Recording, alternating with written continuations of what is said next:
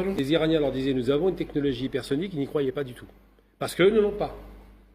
Les Américains, les sionistes, les Français et les Anglais n'ont pas de missiles hypersoniques. Je ne parle pas des missiles qui vont à Mach 1, mais Mach 2, 3, 4, jusqu'à 13, 16. C'est la technologie russe que les Iraniens ont su développer. Ensuite, ils n'ont pas pris les Iraniens au sérieux parce que les Iraniens savent, ils ont leur lanceur depuis Ahmadinejad. Ils ont donc des satellites d'observation pour voir ce qui se passe sur le territoire. Ils ont frappé tous les lieux stratégiques en dehors des villes, évidemment. Ils ont frappé les villes quand ils étaient touchés eux-mêmes. Ils ont frappé tous les lieux stratégiques, le siège du Mossad, le ministère de l'Intérieur, l'énergie, la communication, la recherche scientifique. Ils ont frappé tous les lieux stratégiques qui faisaient de cet État un État qui se l'organisait d'être le meilleur au monde. Une entité. Une entité, mais qui se prend pour un État légitime alors qu'il n'en est pas.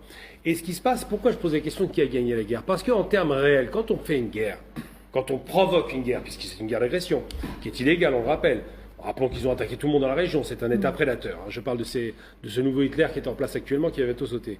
Quand on fait une guerre, on affiche des objectifs et c'était clair. Faire tomber la République islamique, désarmer la République islamique, en finir avec le programme nucléaire. Tous les objectifs ne sont pas atteints. La République islamique est toujours en place.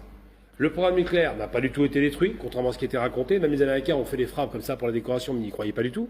Et surtout, c'est intéressant parce qu'on a des Scott Reader et autres qui en parlent sur Internet. Et surtout, on a des images qui arrivent maintenant. En dépit, la vérité était la première victime, effectivement, des images censurées parce que l'État sioniste était en panique. Ces citoyens filmés, diffusés. On voyait du Gaza en plein Tel Aviv, ce qui est extraordinaire.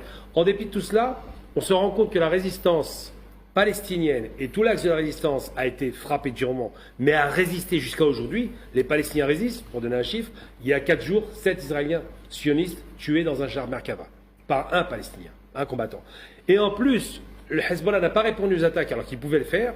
Il a laissé le, entre guillemets, parrain iranien, parce qu'on peut parler de parrainage, agir, et il y a eu près de 2000 missiles qui ont frappé le territoire occupé de Palestine. 2000 missiles qui ont donné quoi? Qui ont fait trembler la population sioniste en l'occurrence.